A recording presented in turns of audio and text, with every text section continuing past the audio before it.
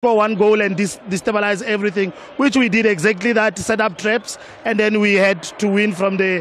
Pernyataan bikin kaget. Pelatih Afrika Selatan di luar dugaan angkat bicara dan ngomong begini soal laga Piala Kemerdekaan 2025 versus Timnas Indonesia U17. Jelang persiapan Piala Dunia U17 2025 nanti. Sebelum lanjut, tolong tekan dulu tombol like dan subscribe-nya ya sayang, agar kamu nggak ketinggalan nih informasi paling update dari aku. Alhamdulillah. Pernyataan bikin kaget. Pelatih Afrika Selatan di luar dugaan angkat bicara dan ngomong begini soal laga Piala Kemerdekaan 2025 versus Timnas Indonesia U17. Jelang persiapan Piala Dunia U17 2025 nanti. Pelatih Tim Nasional U17 Afrika Selatan, Vela Khumalo, memberikan pernyataan menjelang laga melawan Timnas Indonesia U17 di ajang Piala Kemerdekaan 2025 yang digelar di Indonesia. Turnamen yang dijadikan sebagai bagian dari persiapan menuju Piala Dunia U19 ini menjadi momen spesial bagi tim-tim peserta, termasuk bagi Afrika Selatan. Khumalo menyebutkan bahwa laga melawan Indonesia akan menjadi salah satu pertandingan penting bagi timnya untuk menguji kesiapan menjelang ajang utama pada akhir tahun ini. Turnamen Piala Kemerdekaan 2025 ini sangat penting bagi kami. Kami menganggap ini sebagai simulasi kompetisi sesungguhnya di Piala Dunia U17 nanti. Formatnya, atmosfernya, dan lawan-lawan tangguh seperti Indonesia akan membantu kami mengasah mental dan kemampuan anak-anak, ujar Khumalo. Pelatih yang dikenal berpengalaman dalam membina pemain muda Afrika Selatan itu tak ragu memberikan pujian kepada Timnas Indonesia.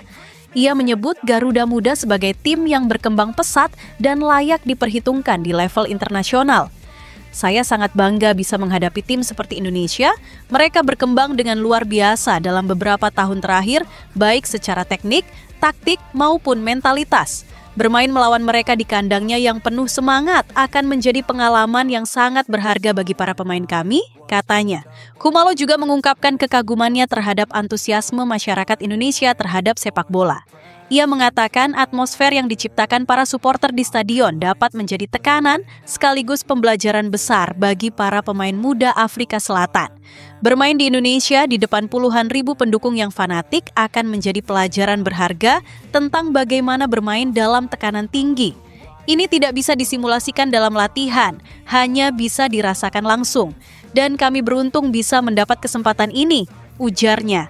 Khumalo menegaskan bahwa meskipun ini turnamen persahabatan, para pemainnya akan tampil maksimal.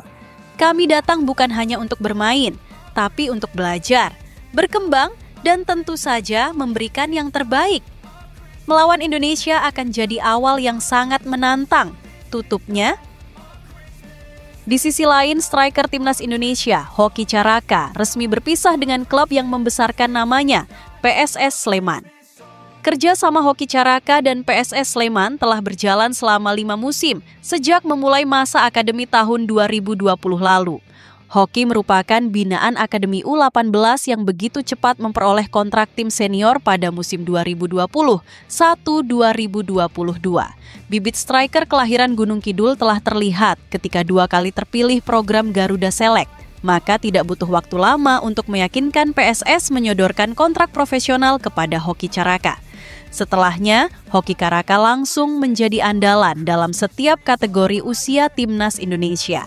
Di level U19 sampai U20, pemain tinggi 180 cm pernah mencicipi turnamen Piala AFF U19 2020, Piala Asia U20 2023 hingga pemusatan latihan TC skuad Piala Dunia U20 2023. Total 16 caps dan 9 gol ditorehkan oleh Hoki Caraka.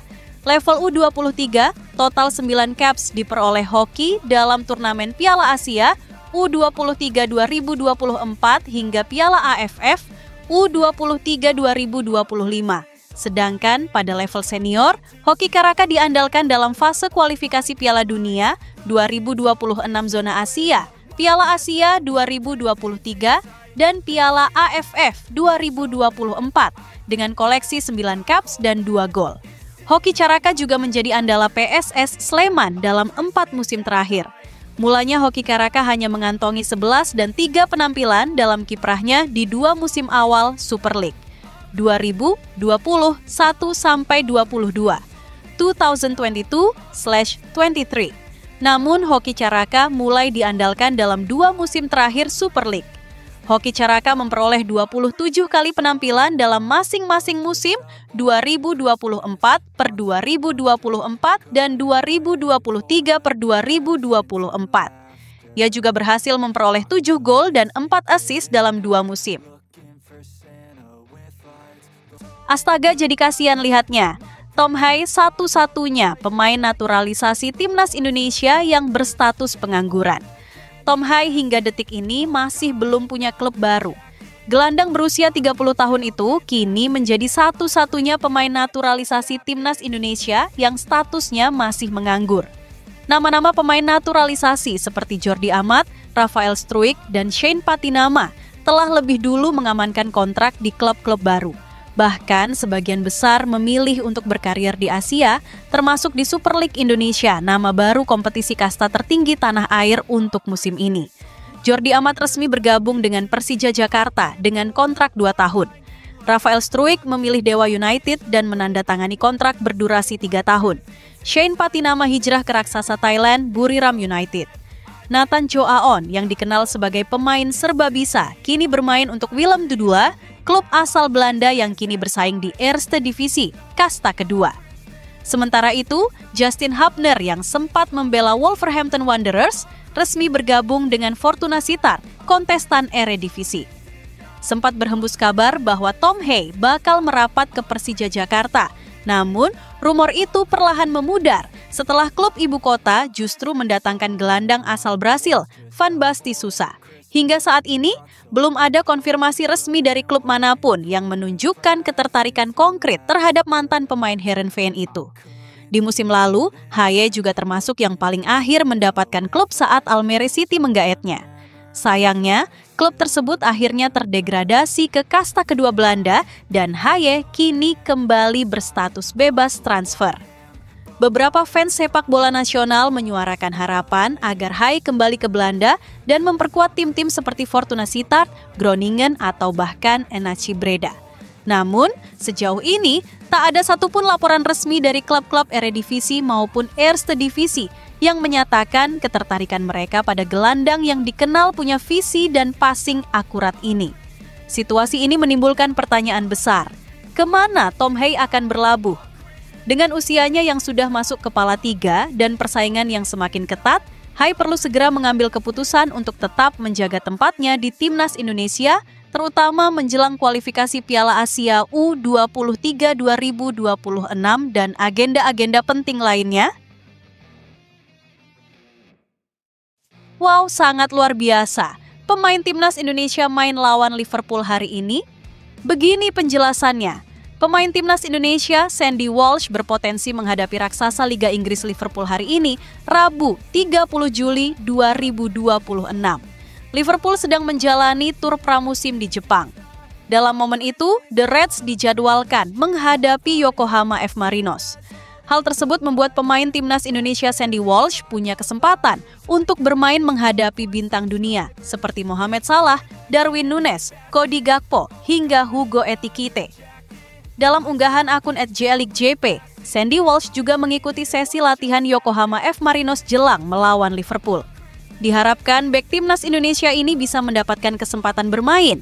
Adapun sejak bergabung ke Yokohama F. Marinos, Sandy Walsh memang belum mendapatkan banyak menit bermain. Tercatat ia baru tampil dalam 12 pertandingan di semua kompetisi bersama klub Jepang itu.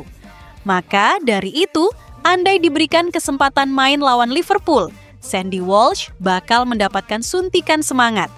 Nah, jadwal pertandingan Yokohama F. Marinos melawan Liverpool dijadwalkan pada hari ini, Rabu 30 Juli 2025 pukul 17.30. Waktu Indonesia Barat di Nissan Stadium. Sandy Walsh sendiri wajib memperbaiki performanya untuk mendapatkan banyak menit bermain. Hal tersebut demi menjaga kesempatan dirinya mendapatkan panggilan ke Timnas Indonesia. Apalagi di posisi bek kanan, Sandy Walsh punya saingan berat yaitu Kevin Dix yang berkarir di Borussia Mönchengladbach.